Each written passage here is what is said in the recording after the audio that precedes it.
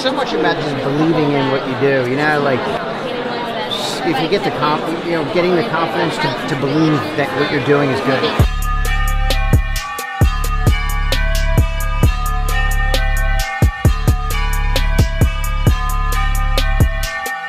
Going to San Diego. We're staying at the Marriott Marquis for the ABAI International Conference. I'm going to dinero.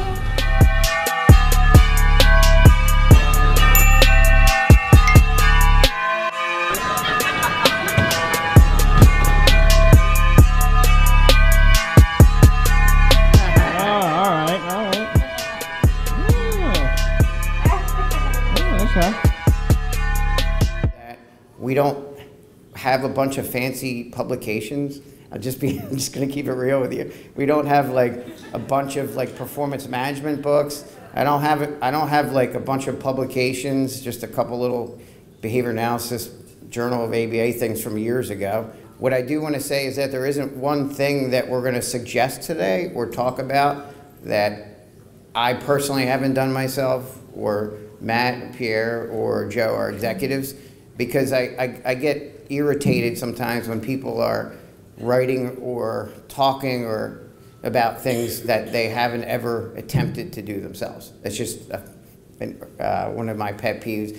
I really like seeing that people, when they execute and go out on a limb and take a small bit of risk to try to move the behavioral science forward in a different direction.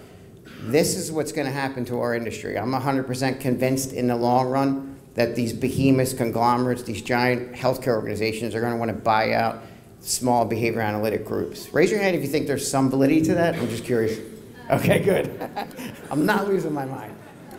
Thank you.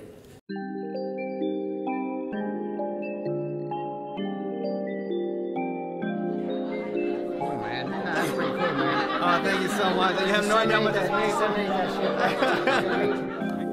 means. So one of the challenges that occurs when these situations do happen is that the founder, the person that's the visionary, or the person that believes strongly in the soul and the vision of the company, ends up losing that vision, and they kind of lose their soul as a visionary. And often what happens is financial people and medical people end up being the owners of those companies, and they end up influencing the way the company should be run, and it may get away from ethics and behavior analytic principles. Not all the time, just sometimes. Raise your hand if you kind of know what I mean. Okay. All right, good. We're doing all right here. I didn't know. I have nightmares that nobody raises their hand. And Let's look at CVS. CVS, I don't know if you know this, they just are acquiring Aetna for $69 billion. $69 billion, that's going to mean multiple things. CVS is clearly going to, 80% of the population of the United States is within 10 miles of a CVS. You know what that means, right? That means if you're another insurance company, or you're Walgreens, or you're a smaller like Rite Aid, you're going to have to close. Your company's may go out of business. Same thing with Amazon and Whole Foods. Their goal is to have a 2-hour delivery, of groceries, and that's going to put out local grocery stores in the area. We have to get ready as behavior analysts, and if we want to move the science forward, and those of you that are visionaries to want to do it ethically and really change the landscape, it's going to require you guys to stick to your guns and not allow these behemoths to buy you out.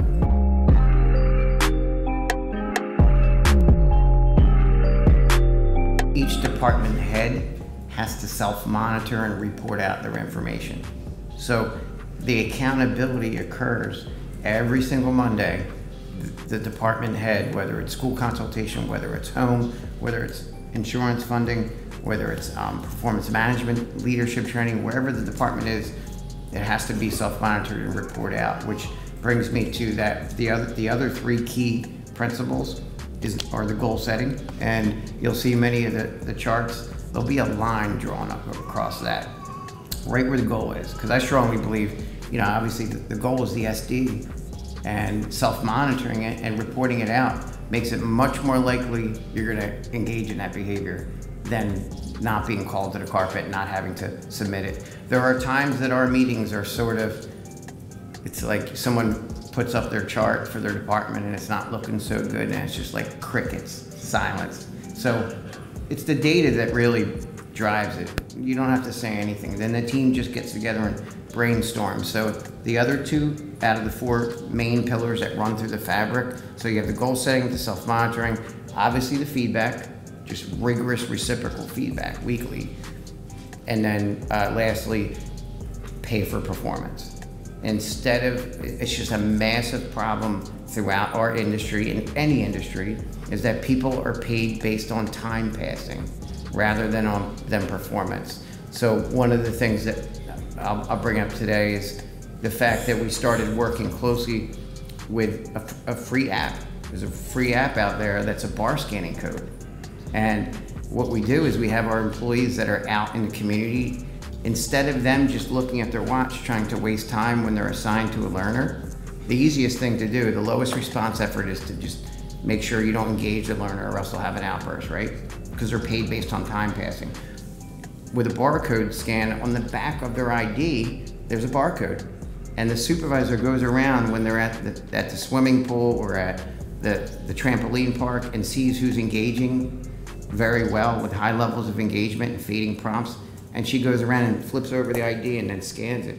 Then they get a feedback chart, which is at the end of the night, they get the feedback and they get really, really competitive, which is kind of cool. So goal setting, self-monitoring, feedback, and pay for performance. Now, at the end of each day or each week, they spin a wheel. The employee is paid for rapid engagement instead of passing time. Because no matter what, how motivated you are as an employee, if the contingencies in the long run do not reinforce performance and only passing of time, you're gonna have a problem on your hands.